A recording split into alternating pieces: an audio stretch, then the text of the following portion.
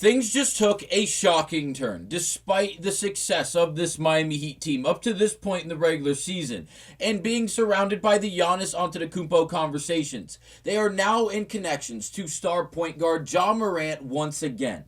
We'll break down the newest information and how Miami could be the answer to Ja Morant going forward.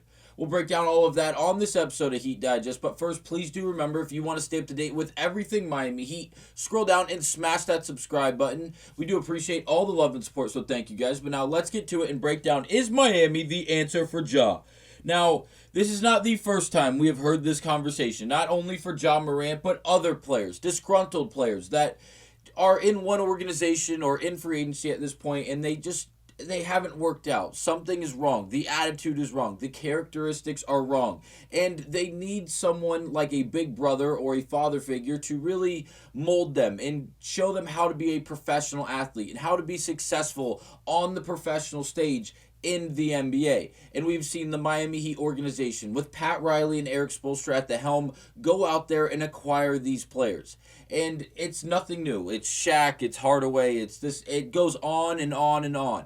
And there's always, not always, but it feels like there is always in connections to the big name players that Miami goes out and gets, whether they're at blockbuster trades at the halfway point of the NBA season or in the offseason in free agency signings or again trades. There seems like there's always something on one side of it or another where the player is disgruntled or has some form of question about their character or attitude, where Miami just flat out accepts the challenge, brings in that player, and usually it's an all-star level player, if not better, and they just make them morph, if you will. They come into Miami and they are preached that there's an attitude and a culture established in this organization and in this entire city, if you will, and you have to abide by it. Yes, you're going to have a lot of tempting things surrounding you. Women, food, views, the boats and going out on the water, this, that, whatever it may be, being down in South Beach in Miami. But you're here to play basketball, and you're here to do it this way. And if you don't do it this way and you think you're just going to go, it's not going to work for you.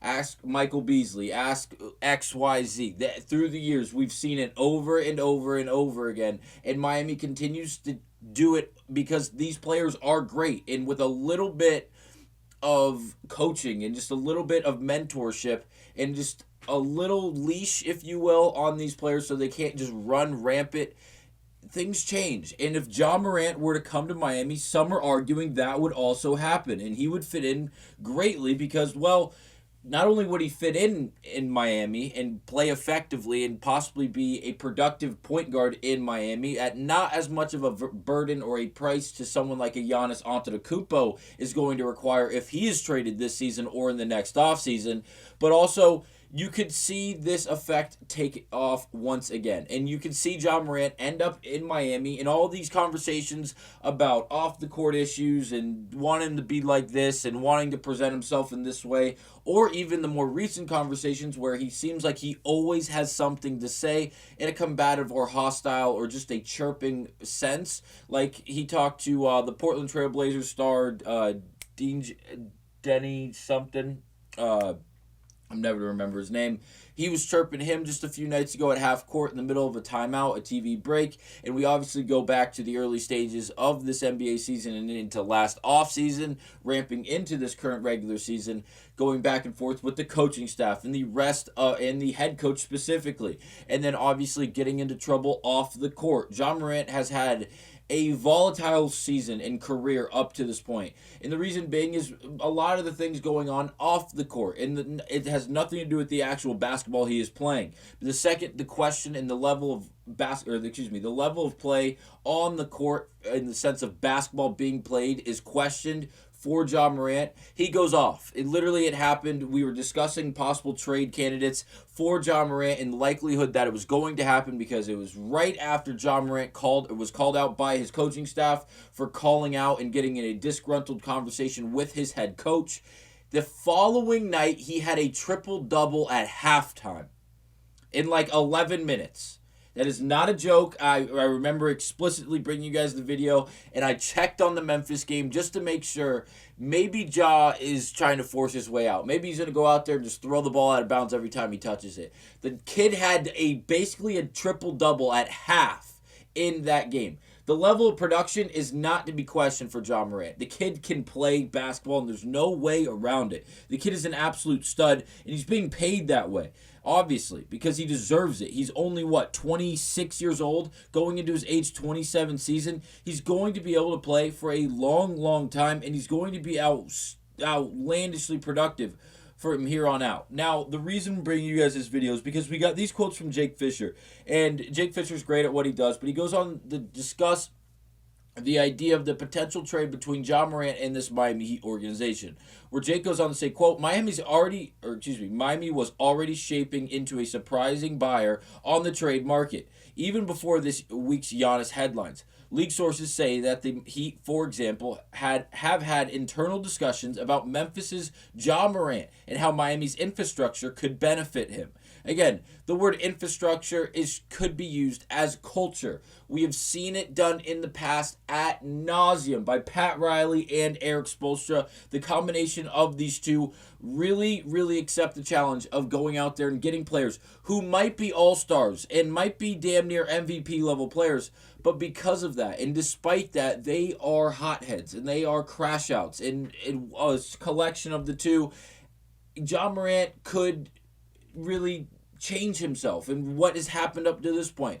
I'm not saying he needs to change. I'm not saying there's problems with Ja Morant, but I'm telling you right now, if he continues to get in the trouble on and off the court, I don't know how much longer he's going to be in the NBA. Like, genuinely. Like, at some point, Adam Silver and the rest of the commission is just not, they're not going to want to deal with it anymore. And they're going to suspend him for a little bit of time, and then he'll reoccur. It'll happen, and then they'll suspend him again, and it'll get longer, and then all the teams will be drawn away because every time why would you want to go out and pay someone like Ja Morant if he's never going to be on the floor? He's making damn near $40 million a year this season, then he's going to make $42 and then $44 million before becoming an unrestricted free agent in 3 seasons.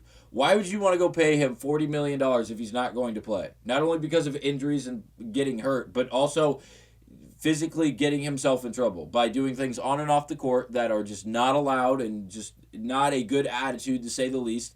And it results in then what?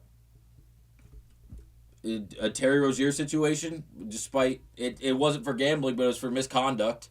And now he's on the books, and you have to pay someone who actively can't play. Like, what is that? That's just not fun. Another quote here, league sources also say that Miami has internal discussions about Memphis, Ja Morant, and how Miami's infrastructure could benefit him. Basically, same thing, different wording here from Jake Fisher. This is huge. Again, if they go out there and move him, I don't believe they're going to have to move mountains in order to get him, and especially in comparison to someone like Giannis Antetokounmpo. If we look here at an NBA trade, holy moly. Sorry, I had the yawn there. NBA trade ideas that send Ja Morant to Miami. Miami would then receive Ja Morant. Memphis would then receive Andrew Wiggins, Nikola Jovic, Kaspas Yakuchonis, and a 2030 first-round pick. A steep hill to climb, without a doubt. I'm not going to argue it's not a lot to give up in exchange for Ja Morant, but it's not as steep as Giannis.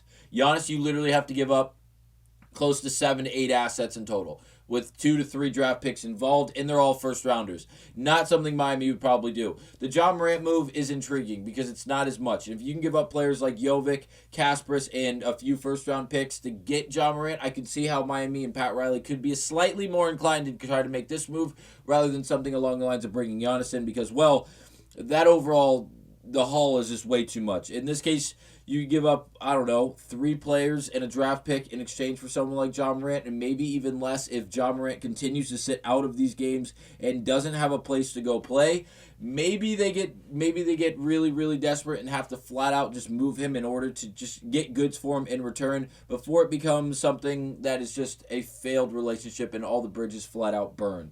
Let me know down below, what are your overall thoughts and opinions on this move? If you were Miami, if you were Pat Riley, would you make this move for Ja Morant and assume that the trade package would look something like we acknowledged earlier? Kasparis, Jovic, a draft pick and maybe one other player, Andrew Wiggins level player. I don't like the idea of giving up Wiggs. I really enjoy Wiggs in a Heat jersey. I think he's been one of the most underrated players in Miami up to this point. But again, let me know down below your overall thoughts and opinions, and I will see you guys on the next episode of Heat Digest.